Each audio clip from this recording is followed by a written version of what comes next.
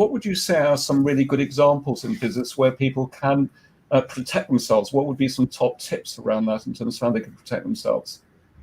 Okay, so my top tips, particularly for small businesses, I think the first three are pretty much all sort of equal. Number one, I would say cloud services these days are more secure than on-premises. On the balance of probability, your Googles, your Microsofts of this world, they spend an enormous amount of money protecting their services. So I think I read somewhere that Microsoft spend about $1 billion a quarter on Office 365 and SharePoint security, just on security. So, you know, if you want to stand tall, stand on the shoulders of giants. So use cloud services wherever you can.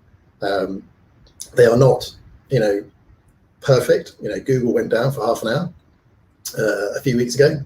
You know, bit unheard of. Amazon's has had outages, and Microsoft had for a few days a 0-day vulnerability in their online exchange server that they were scrubbing around to fix. So there, you know, it's not a silver bullet, but it is what I say to our clients is, on the balance of probability, it is more secure to use those services and keeping your data in the cloud and not having so much data on your end devices. You know, you can start to move to sort of more advanced concept like zero trust, which we might get into a bit later. So that's sort of number one. Number two would be to use a password manager. So on your smartphone, LastPass, 1Password, something like that, and manage your passwords on a password manager, because you want to have different passwords for different services.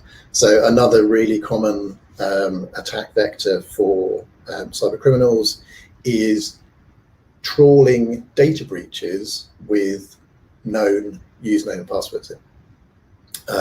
So you can go to a website called haveibeenpwned.com. Pwned is spelled P-W-N-D, and it's actually Sorry, Mule, if you're hearing in the background, if you could very kindly put that in the chat, if that's all right. Can you just give that URL again, actually, Rob, if that's all right?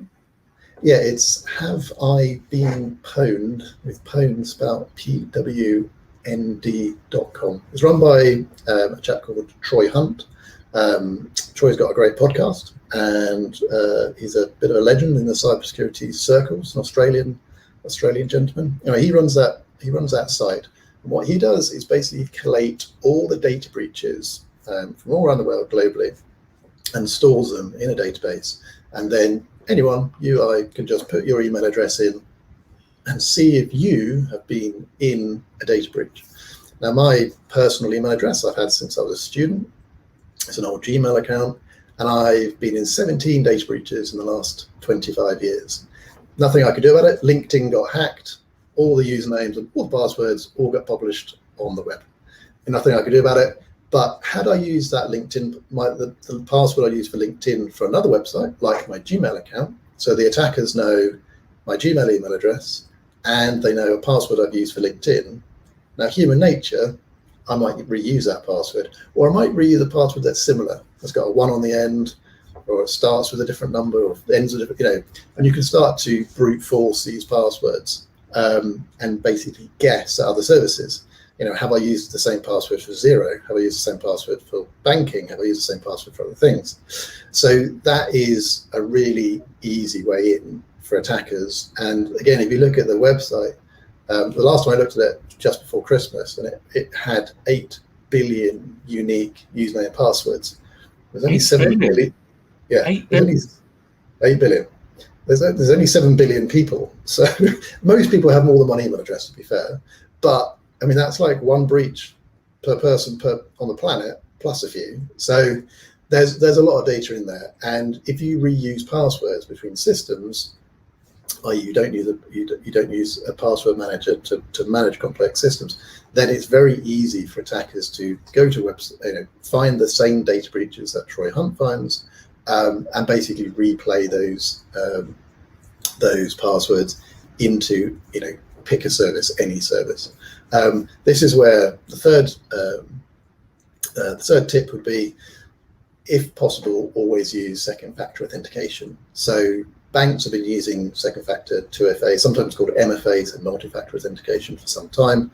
So a very typical multi-factor authentication would be you log into your bank with your username, your password, and then they send you a text message with a unique code, and you enter that text message into the login screen for the bank, and then you get into your account.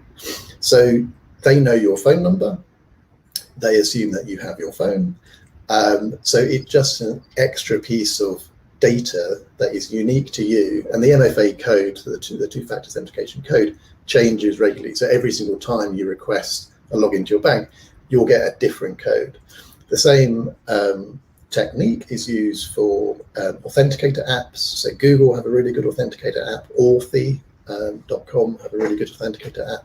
Google have a really good authenticator app. And the mobile phone apps tend to use a QR code. So you go onto Amazon or you go onto any of the Microsoft services and you say, enable second factor authentication, come up with a QR code, you open up your chosen app. And the nice thing is you can use almost any app with any 2FA. If it's a QR code, it'll be a common mechanism. You scan the QR code and that's it. It's literally like it's done. And then you just enter those codes. You can see they change every 30 seconds. And then, you just type that code into your website, whatever you're using.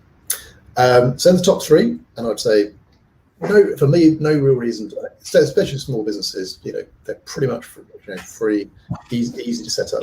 The next few would be, if you do have your smartphone set up by, and you can set up by, biometric access, like Face ID on your iPhone, thumbprint on your Pixels.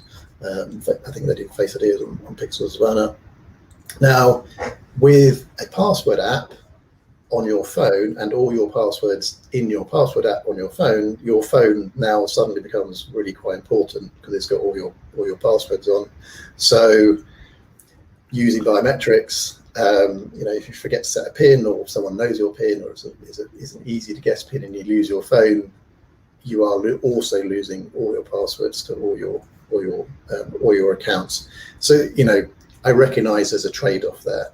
Yes. You are putting all your eggs in one basket in one way in your smartphone, and it does kind of ensure that you have to then look after your smartphone a little bit more carefully. Yeah. But I think these days, just our culture, certainly the way, I've always got my smartphone on me. I don't let my daughter play with it. She's got her own smartphone. I don't tell my friends, my PIN number. The days of passing your phone around the pub of, people taking photos and all that sort of thing. Just, don't do that anymore. So look after your smartphone, and if it supports biometrics, support biometric. If it doesn't support, set your PIN number to be more than 4 digits. Try it to be 6 to 8 digits. Yeah, that makes sense.